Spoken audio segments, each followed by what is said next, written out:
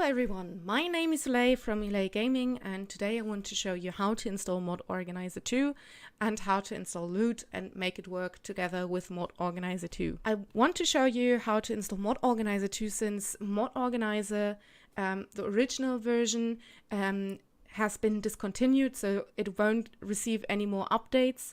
That's why you should consider switching over to ModOrganizer2. And this video is in no way meant as an in-depth video on how to install it and how ModOrganizer2 works. It's just basic how to get it started and to let you see what it can do and what it can help you with. So, ModOrganizer2 is on the Skyrim SE Nexus. I have the links all down below. And you can click on it and it will lead you to the page. So you'll go to Files and you want to download the installer version, not the archive. So the installer version works perfectly fine from my experience, and you can use it. It's pretty straightforward. So you click that and do that. I already did that prior, so let's head over to downloads. And as you might notice, my system language is not English, it's German. So if you have something that's in a different language and you can't see it or you can't understand it, I'm sorry about that. It's just my system. So you have the installer version right here. You double click it. You say yes, you want to install it. When you get the warning, just let me click that away. Go on next, say agree to license, and you want to let it handle Nexus links. So recently the Nexus had an update and ModOrganizer1 doesn't work anymore. There are updates for ModOrganizer1 to get it to work again, but since it's not continued anyway, I suggest you just use ModOrganizer2 anyway to do that. You can have a start menu shortcut if you want to. It's all a personal preference. This time I'm going to click it. And then you want to choose where to install it. The default destination is program files. I would recommend you head over and put it on a drive and straight on that drive and not somewhere else.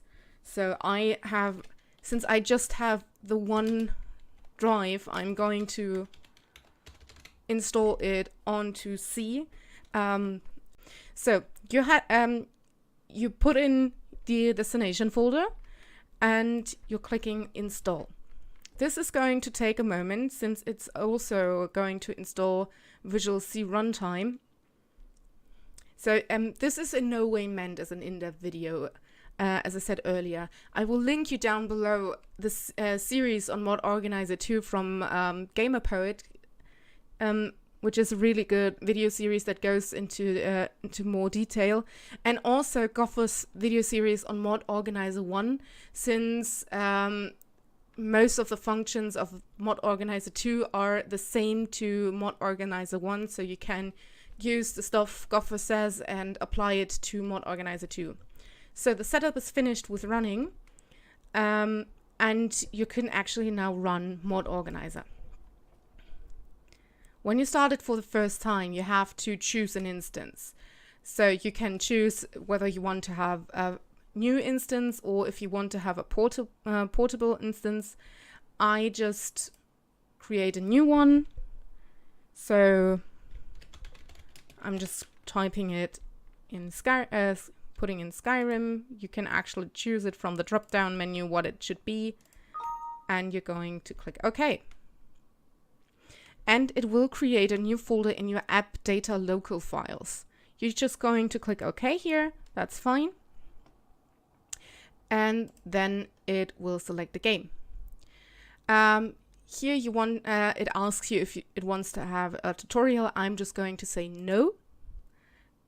And here you get the associate with Nexus links. Here you can click on yes, but you have to set it up further. So that's your basic ModOrganizer setup. As you can see, all the I have just a vanilla Skyrim, nothing else. It picked up SKSE since I have the SKSE launcher in my Skyrim folder already. Ignore this for now. I will give you a future video where I show you how to install in SKSE using the ModOrganizer2 and install some other mods as well. So for now, what we want to do is go to the settings tab. That's where the icon with the tools are. You click on here, general. I'm going to change the language because it picked up that my system language is German, but I don't want the language to be German. In the paths directory, you don't have to do anything unless you want to change the folders. So it created, as I said before, a folder in your app data.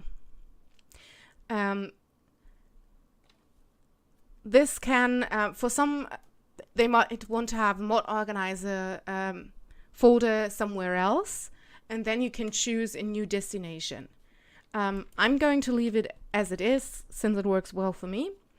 The next tab is the Nexus tab. So you want to have it automatically log into Nexus so you can endorse stuff from within ModOrganizer. So you just type in your password and your username of the Nexus and you're done. You can log into Steam. I usually have Steam running on its own, so I'm not going to do that, but it's the same system. You enter your username, your password, and you're done. In the plugins and workarounds sections, you don't need to do anything. So you have the plugins where you can put stuff in, but you don't usually need that. And once you're done, you just click on OK. So that's the basic setup for ModOrganizer. Just a quick info on what it does. So here you have your installed mods, and here you have your plugins tab, and here you have the run button. So you can choose what ModOrganizer runs, and then you have your data, your saves, your downloads, everything in here. So when you download something from the Nexus, it will show up here. And when you have a plugin, it will show up here. You can rearrange the load order in this plane here, or you can use the auto sort button. I will get to that in the future video though. So what we want to do now is to actually install loot and implement loot within ModOrganizer2. So for that, I'm just going to close ModOrganizer for the moment, and we're going to head over to the loot site. Again, link is in the description box down below. Here you can choose what you want. Again, I would recommend you go for the installer version. It's pretty straightforward, so nothing really to do there. So you just click the installer. I already have it downloaded prior, so I'm just going to open it up. And again, I'm sorry for the German system. I can't change my system language, sadly, so but we're going to switch the setup language to English. And here again, you can choose where it should install loot. It's recommended to actually install it together with your Skyrim. So install it within your Skyrim folder. So you have to go to the place where you have Steam installed, Steam apps, common, and your Skyrim. Click OK, and it should look like this. And then you click on next. You can create a desktop shortcut, but then again, we will start loot up from within ModOrganizer. Otherwise, it won't pick up the mods installed through ModOrganizer. So you just let it run. Doesn't take too long. And then you can launch it. We don't need to launch it since we don't have any mods installed at the moment. So just click finish. Okay, so back to ModOrganizer. Let's open this one up. And there we have it. And what we want to do, we want to have a shortcut for loot through ModOrganizer. So what you're going to do, you can do this on two separate ways. you can click here on on the run button, what it should run, and click on edit. Or what you also can do, you can click on the gears up here where it where you can modify your executables. As you can see, it already picked up loot since we've installed it and opened it up again. And it actually shows up here. If it doesn't, I will show you how to do that. And it only picks it up if you installed it right inside the Skyrim folder. So what you want to do now is I'm just going to click it. You're going to type in a title. So loot is the obvious choice, of course. And then you need to fill in the binary line. So if you haven't have an entry for loot already, you're just going to click on the binary line on the 3 dots, and then you're going to look where loot is on your PC. So you're going to go to the place you installed Steam Apps Common Skyrim. If you went along with this video and installed it within the Skyrim folder, then you click on the loot folder and you want to use the loot exe. Okay, so you click on here and click on open and it picks it up. So that's the one you want to have. The start in line, you don't have to fill it in. It actually brings it up once you've started it. So you don't have to do anything with it. So you just leave it as it is. If it's empty, it's okay. If you have troubles, then you can go and set it to the folder where loot is located, but that's fine. And then you have the option, if you haven't had loot inside your executables, you can just click on add, then it will say add here. If not, if you have, it will have modify. If you have ModOrganizer automatically pick up loot, it will already be in here, so you don't need to change anything. I'm just going to click modify and close it.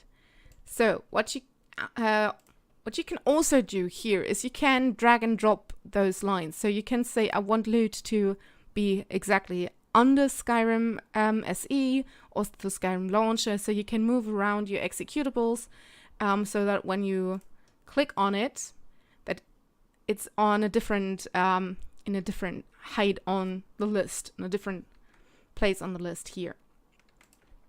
So that's the basics of ModOrganizer. It's nothing too crazy. If you want to have the details, I recommend you go check out either Gamer Poets series on ModOrganizer2 or the longer version for ModOrganizer1 from Gopher, since they talk about how everything works in a much more detailed way. I'm going to link everything down below, and I hope I see you in the next video where I show you how to install some mods and get ModOrganizer to run. Alright, that's it. Bye bye, see you next time.